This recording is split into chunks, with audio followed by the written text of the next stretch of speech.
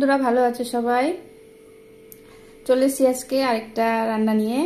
আজকে রান্না করব মুসুর ডাল আমড়া দিয়ে রসুন ফোড়ন দিয়ে। অনেকেই খায় না টকের মধ্যে রসুন বা ডালের মধ্যে রসুন, কিন্তু আমি আজকে করব, তোমরা বাড়িতে করো। দেখো যে প্রেসার কুকার,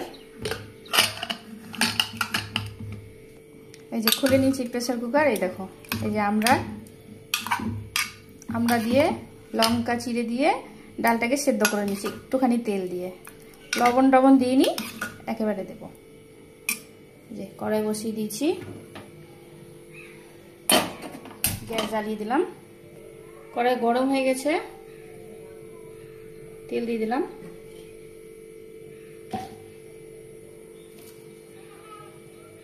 তেলের মধ্যে শুকনো লঙ্কা, তেজপাতা দিয়ে দিলাম।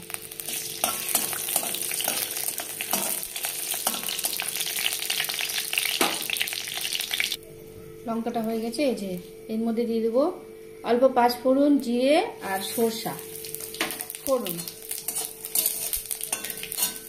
এই যে রসুনকে থেতো করে রেখেছি, এটা দিয়ে দেবো।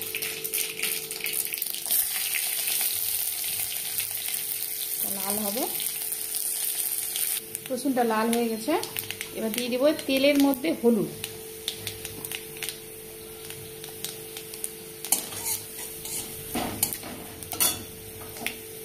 এই যে ডাল কাটা দিয়ে ডালটাকে ঘুটে নিয়েছি, এবার ডালটা ছেড়ে দেবো।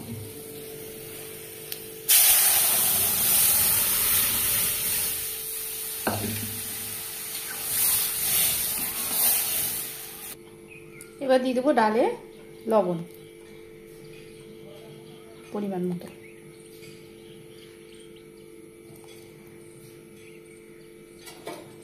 ডালের মধ্যে যখন ডালটা আমরা ঘুটলাম তখন হলুদটা দিইনি, গোটা গোটা হয়ে যায়। ওই জন্য তেলে দিয়ে দিলে বন্ধুরা গোটা গোটা হওয়ার সম্ভাবনা থাকে না, একদমই না। এই যে দেখো, একটা ফোঁটা হলুদ গোটা কিছু নেই। এই যে ডালটা ফুটে উঠলে আমাদের কমপ্লিট হয়ে যায়।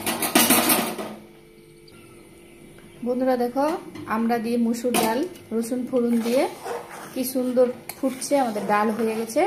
তোমরা চাইলে বন্ধুরা নামানোর আগে চিনিয়ে দিতে পারো, আমি এই চিনিটা দেবো না, তোমরা চাইলে দিতে পারো। তোমরা রান্না করে দেখো, এবার ঢেলে নিই।